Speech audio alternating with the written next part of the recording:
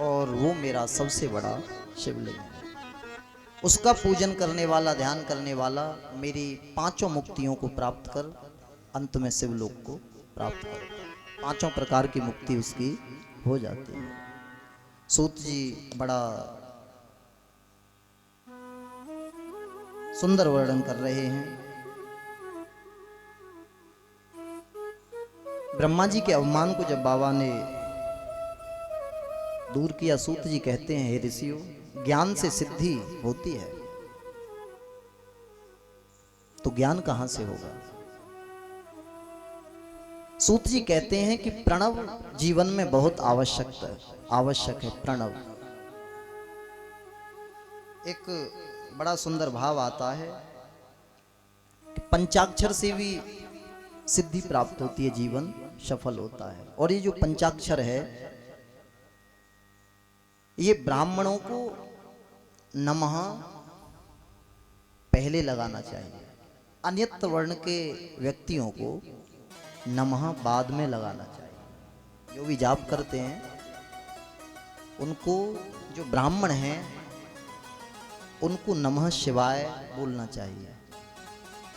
और जो ब्राह्मण नहीं है, जिनका यज्ञोपवीत नहीं है, एक तरह से ये कहें, ऐसा वर्णन है कि जो ब्राह्मण नहीं है उनको शिवाय नमः श्रेष्ठ फलदायी होता है। सूत जी वर्णन करते हैं, दोपहर या थोड़ी रात बीतने पर शिव का पूजन विशेष फलदायी होता है। आचार्य देव वर्णन कर रहे हैं, वैसे दोनों में, विष्णु भगवान में और हमारे भूत भावन में कोई अंतर नहीं है, केवल लीला मात्र का अंतर है, केवल लीला मात्र का। अगर लीला में आते हो तो बहुत अंतर है, और यदि वास्तविक तत्व की बात करते हो तो कोई भी अंतर नहीं है। क्योंकि स्वयं कह रहे हैं कि शंकर विमुख भगत चह मोरी। हम नहीं कह रहे, स्वयं राम जी कह रहे हैं कि शंकर विमुख भगत चहू मोरी, सोनार की मूढ़ मत तोरी। अरे नार की पुरुष, तेरी बुद्धि बिगड़ गई है। तू बाबा भूत भावन से विमुख होकर के मेरी भक्ति चाहता है। स्वप्न में भी ठाकुर जी की भक्ति मिलने वाली नहीं है। आचार्य देव वर्णन कर रहे हैं कि मकर के जब गुरु हों और सूर्य, मकर के गुरु और सूर्य में माघ महीने में गंगा स्नान करने का बड़ा विशेष फल माना जाता है। और कुंभ के सूर्य में श्राद्ध पिंडदान अथवा तिल दान करने से दोनों वंश, पितरों के जो दोनों वंश होते हैं, दोनों वंशों का उद्धार हो जाता है। इसलिए जीवन शेष रहते शिव जी की पूजा जीवन में जरूर कर लेनी चाहिए, जरूर करनी चाहिए। और सूर्य देव को अर्घ अवश्य देना चाहिए। कितने भक्त यहाँ ऐसे हैं जो कहेंगे कि हाँ, हम सूर्य देव को प्रत्येक दिन अर्घ देते हैं, प्रत्येक दिन देते हो। भाई आप तो साक्षात लक्ष्मी स्वरूप आओ, हाथ नीचे कर लो। और जो नहीं देते हैं वो क्या करते हैं? जो नहीं देते हैं वो देना प्रारंभ करेंगे या नहीं? हमको एक संत मिले,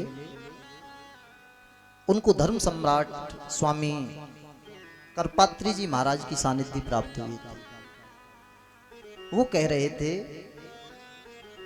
कि हमको पूज्य गुरुदेव ने बताया कि सूर्य देव को जल प्रत्येक दिन, अर्घ प्रत्येक दिन देना चाहिए। और यदि ये व्यवस्था ना बन पाए, जल ना हो तो रेत देना चाहिए, मिट्टी से अर्घ दो, लेकिन दो। और अगर ये भी व्यवस्था नहीं है तो प्रणाम अवश्य,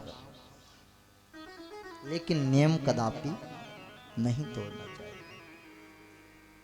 एक बड़ा सुंदर भाव संतों ने बताया, सूर्य को जब जल देना हो, वैसे तो श्लोक भी बहुत हैं लेकिन सरल है कि तेज रूप रस धाम रवि किरण माल अभिराम, तमहारी भगवान प्रभु तुमको नित्य प्रणाम।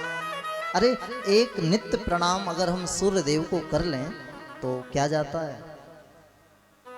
अरे कुछ जाता है क्या? इसलिए सूर्य नारायण प्रभु को हमको प्रत्येक दिन प्रणाम करना चाहिए। इस कथा से संकल्प लेकर के जाओ, कम से कम इतना तो जीवन में परिवर्तन आप सभी भक्तों के आना ही चाहिए। प्रेम से बोलो राधे राधे।